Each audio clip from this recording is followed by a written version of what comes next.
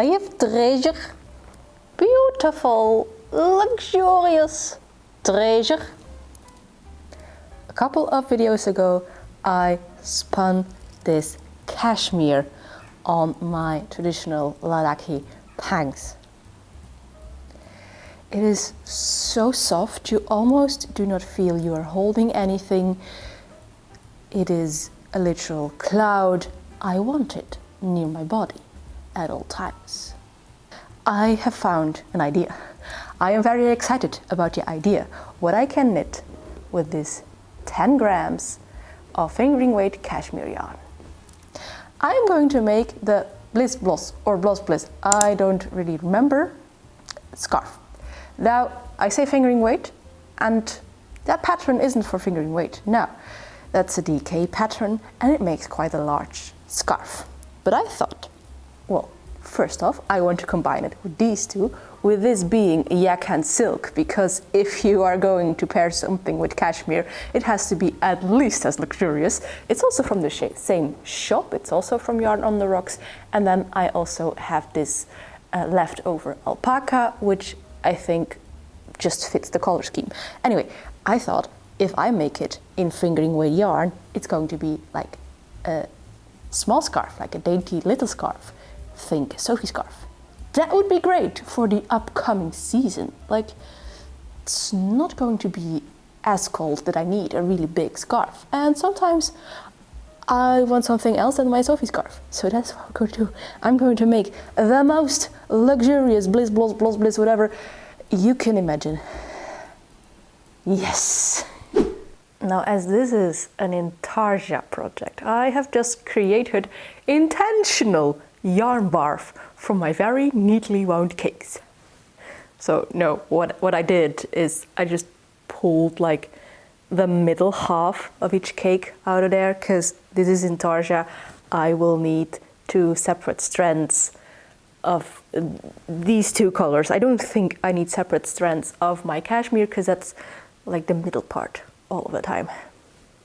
A cast on has been made. Let's just dive straight into this Bliss-bloss. That's how it is named, Bliss-bloss pattern. No gauge watch, because I am wildly off gauge anyway.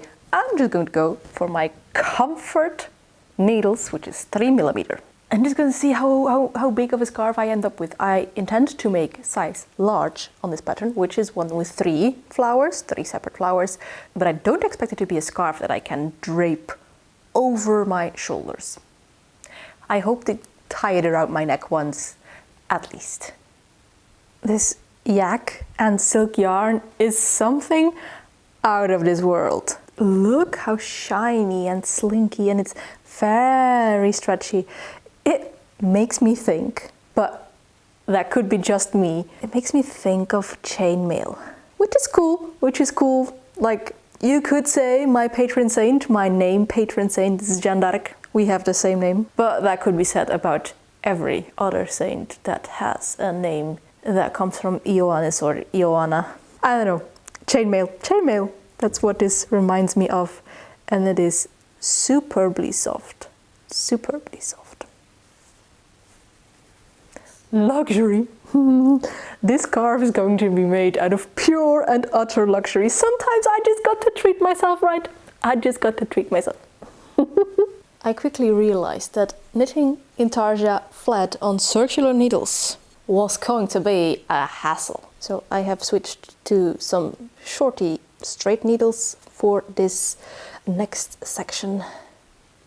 I have also realized that I might have not made the smartest decision in doing this in the slinkiest yarn I could think of, but, well, we are 3 rows in, and my yarn management is already a mess.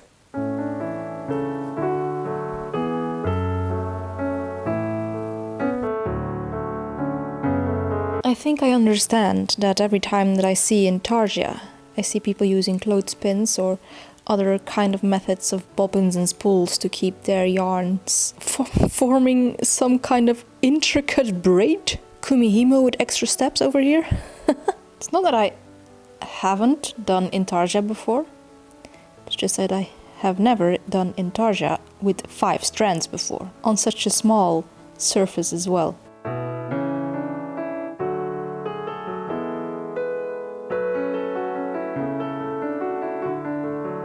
The first flower, the first bloss, is finished.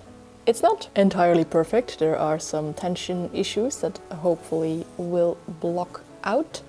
Now, before I venture to knit this second flower, I think I'm first going to resolve this mess at the back and weave in these ends just so that they don't tangle with the active yarns. Look at that tidy backside. Oh yeah. And I've also knit to the appropriate place to start a second flower. However, now that I'm here, I must admit that I'm a little bit in dubio about how to proceed. My original plan was to make all the flowers, all the petals, in this beautiful orangey yellow yarn. However, looking at all the projects that are already made from this pattern, most of them have different colored flowers. And I do have different colors of that exact same alpaca yarn. You see my conundrum. So I crowdsourced my decision to my Patreon Discord, and I think the results are clear. Yeah, we're doing different colored flowers. And for the colors, I'm going to add this even darker, more reddish orange, and this reddish purple. Like, I think it makes for a convincing semi-vintage gradient of flowers almost. Yeah, I think this is going to be a neat trio. There's going to be 5 flowers, so the end flowers, both of them will be this yellow-orange, then 2 flowers is red-orange, and the middle flower is going to be purple, simply because that is a logic sequence, and also I have the least yarn of this purple. Even though it's a little bit wonky, I really love this 5-petal flower. It's so, yeah, exactly the kind of abstracted folky flowers that make me giddy and happy. Also, no one is surprised that I had more orange and purple in my stash, right? And now for a section I like to call unloading the dishwasher but make it content. Yesterday it was retro day at a branch of local to me thrift stores. You see where this is going? I might have found more dishware with retro flowers on it. And it is currently in the dishwasher because of course we washed those dishes first. Look at this superb oven dish of Arcopel Flore. 1970s flowers. And then this Dutch oven kind of thing from Arcopel Tulip. The main motif I'm always looking for is of course this Arcopel Lotus, but Flore and Tulip are also really, really nice. So if I can scoop them up for like 7 and 8 euros, I will. My husband then also talked me into getting this oven tray, which is, I don't know which series this actually is, but it's Schot and Jen from Mainz. It's a different kind of probably borosilicate glass. We got this one because we already have the matching one inherited from his grandparents. So that's why we got this one as well. Not something to eat from, but I also bought this flower. Yeah, it's a flower, glass flower. It's really pretty. And then I had another goal, focus for the retro day, and that was to find myself a nice little teapot, because I often brew my teas in my thermos. However, the thermos does not accommodate my tea eggs, so all the tea I can brew in there are the one with the sachets, but I also like loose leaf herbal tea. So a teapot was on my list. An elephant! I tried to find some information on this. I know it's French stoneware, probably somewhere from the 50s to the 70s, but that's all I could find of it. I know that it is created in multiple colors, but I could not find the maker. It's just French stoneware elephant teapot. The dream, of course, would have been a vintage floral teapot, but this is like a close second because the watering spout for my flowers is also an elephant. So I don't think I am actually in need of more oven dishes, but you know, if the Acropole lotus finds its way on my path, I will still grab it, even though this is what that cupboard looks like.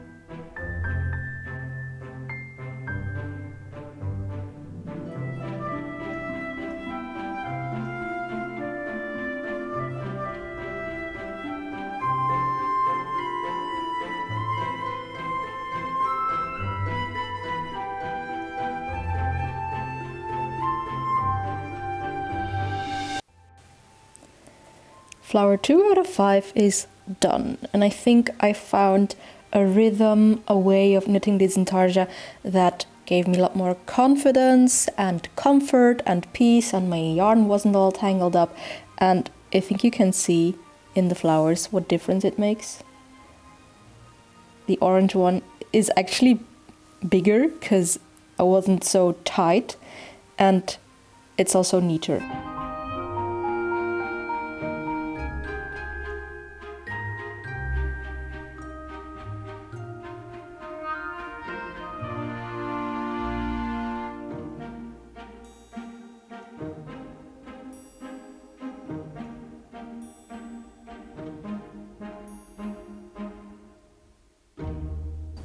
To let the sun shine in, let the sun shine in.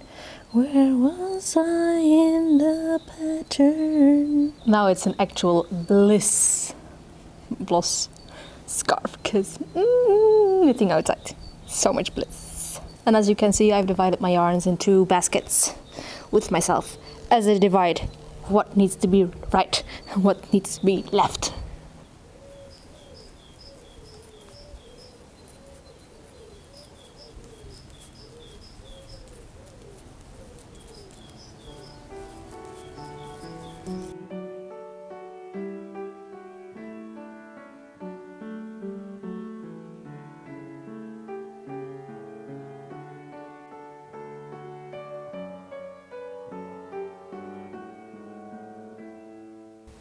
Third flower done. We are past the midway point, but just, I don't know if you can see this, but look at the difference in tension in even the second and the third flower. Yeah, by the end of this scarf, I can say I've got Intarsia in my utility belt. Actually, I don't often knit, crochet, weave, insert craft of choice here a scarf. I have this weird train of thought where I think that I only need one scarf, because unlike sweaters and socks and vests and all that other stuff, I feel like I don't need to change it out as often, which is true, but also I don't have that same train of thought about hats. I do switch out my hats very often. I have a lot of hats, but very little scarves. And it's a pity, because I'm missing out on so many gorgeous patterns actually. I didn't need a new spring scarf. Like my Sophie scarf works perfectly well. But.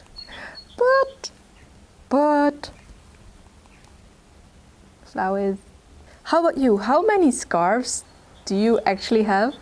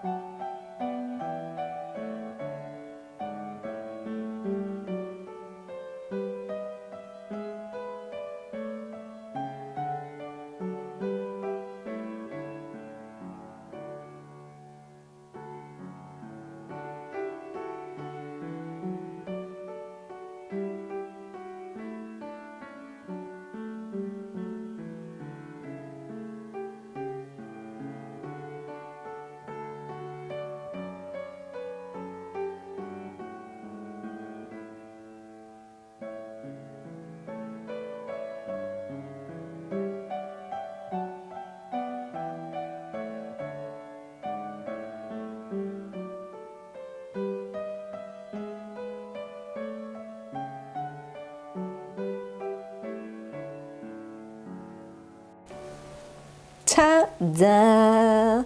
We've got our 5 flowers done. I'm really glad that I went with the different colors because this just looks warm and cute and cozy. I don't know, something that it might not have if it were just yellow flowers.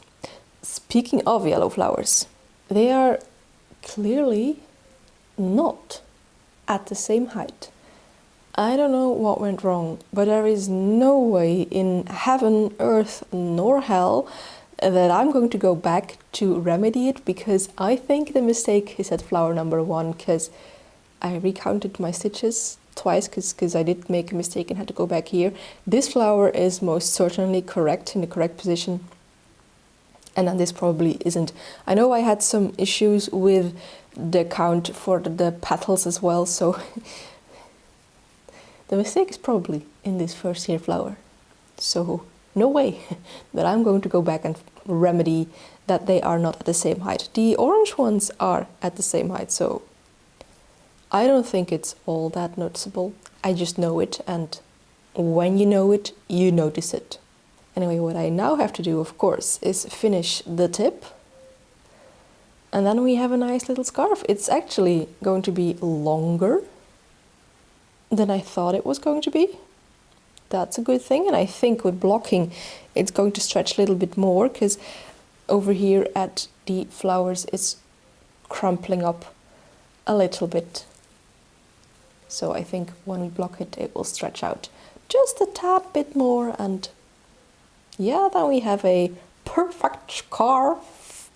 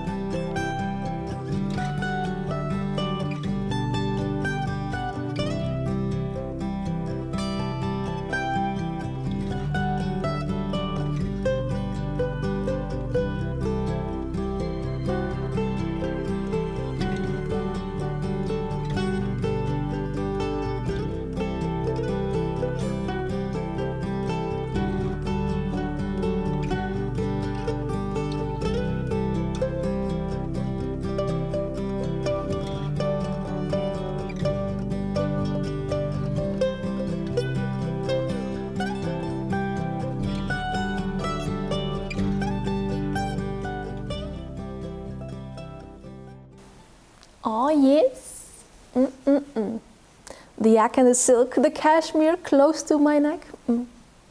I am so pleased and frankly impressed by the softness of all of this.